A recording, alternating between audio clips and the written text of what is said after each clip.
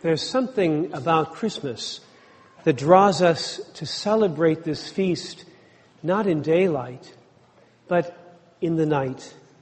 Ready or not, it's Christmas Eve, even if our plans haven't turned out quite as we had hoped. Life, of course, does not stop for Christmas, and whatever troubles we've been struggling with don't magically disappear. But perhaps that's exactly what brings us together on this night.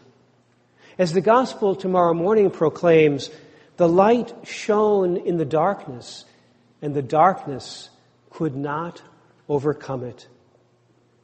We come at the darkest time of the year, in the darkness of this night, to defy the darkness and to proclaim the coming of the light. Isaiah says it this way: the people who walked in darkness have seen a great light. Isaiah is speaking to a people of faith who have been journeying for a long time, a people longing to return from exile, a people delivered from slavery when God opened up a way through the sea where there had been no way. This walk in darkness began when one man and one woman responded to God's invitation to leave their land and go to a land that God would show them. Well beyond childbearing years, they trusted God's promise that their descendants would be as numerous as the stars in the sky and the sands of the seashore.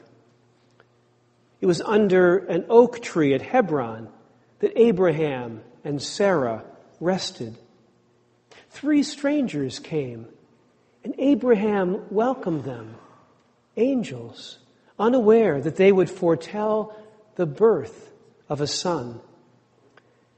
Abraham is still remembered for his legendary welcome and kindness towards strangers. There was an initiative that began a few years ago in the Middle East called Retracing Abraham's Path. This ancient journey is a cultural thread that binds humanity together, a tangible reminder that no matter what divides us, what unites us is far, far greater. By meeting one another and encountering one another along the way, God comes to us in the mysterious stranger, bringing gifts to us. Hostility is being replaced with hospitality. When we walk together, side by side, we begin to see the world through others' eyes. This is exactly what Pope Francis is calling for in his apostolic letter on the family. It's titled Amoris Laetitia, the joy of love. He wrote it this past April.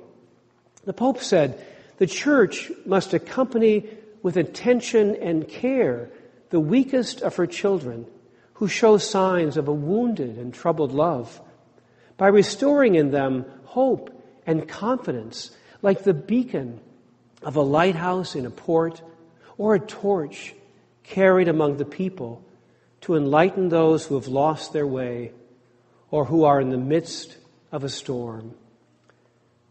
This, after all, is what families do. At Christmas time, we share our joys and hopes, our grief and anguish in our coming together. It's as a family that we are able to be a light for someone else walking in the darkness. Pope Francis is always directing our attention to the members of our human family who are most excluded. Just after he wrote that letter in April, he went to the Greek island of Lesbos to visit a refugee camp, and he returned with 12 people seeking refuge from Syria. The Syrian refugees were welcomed in Rome by the Sant'Egidio community in Trastevere across the Tiber. We visited the church you can see in the background of this picture during our pilgrimage to Rome last October. I had heard about the Sant'Egidio community before. Their mission is to make friends with the poor. And we were welcomed for evening prayer by Paolo Mancinelli. Paolo told us about the Christmas dinner that's held in the church on Christmas afternoon. As soon as the Mass is over, the church is set up like a banquet hall. The Christmas lunch with the poor is a tradition of the community which began in 1982. The Christmas communion celebrated at the Eucharist continues to include the poor and the stranger. The church becomes a place of hospitality. I was a stranger, and you welcomed me. I was hungry, and you gave me to eat. Luke's familiar telling of the Christmas story begins by invoking the powerful people rather than the poor. In those days, he tells us, a decree went out from Emperor Augustus that all the world should be registered. This took place while Quirinius was governor of Syria. For the majority of all the world who were being registered, there was no peace. There was only occupation. But God uses this census to shift Joseph and Mary to Bethlehem. Joseph also went from the town of Nazareth in Galilee to Judea, to the city of David called Bethlehem, because he was descended from the house and the family of David. To say descended from the house of David immediately after speaking about Augustus already inserts politics into the story. But the story, as we soon learn, is not about Augustus and Quirinius, but rather about two nobodies making their way. They're part of a long line of people who walked in darkness.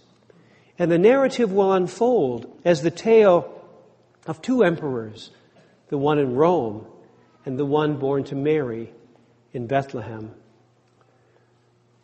She gave birth to her firstborn and wrapped him in bands of cloth and laid him in a manger because there was no place for them in the inn.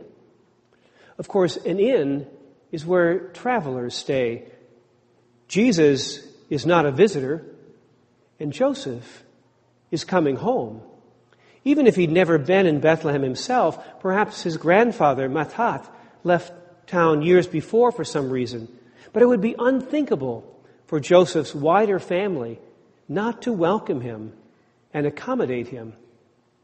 It's interesting here that Luke uses a word that we translate as an inn in another place, in Luke chapter 22. There the disciples asked Jesus about preparations for the Passover meal. And the word that's translated in chapter 22 is translated as the upper room or as the guest room. So we might imagine that Mary and Joseph cannot have the relative privacy of the guest room when Jesus is born because it's already full.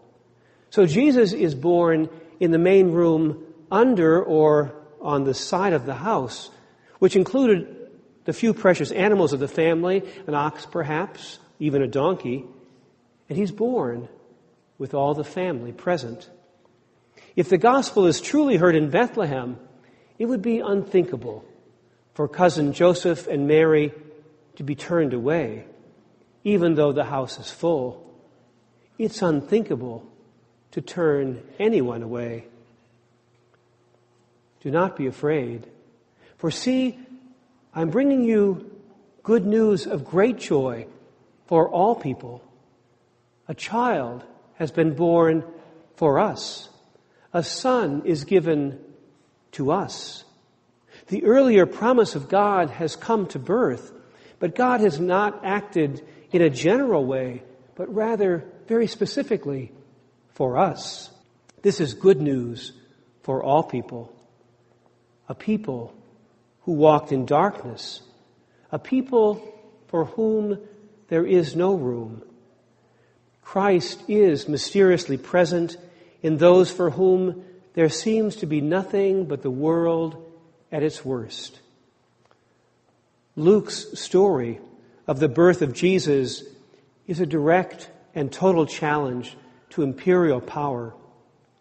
He is announcing the real peace a peace which is born when God's will is done on earth as it is in heaven. Peace is born in a loving family which will not allow others to be excluded.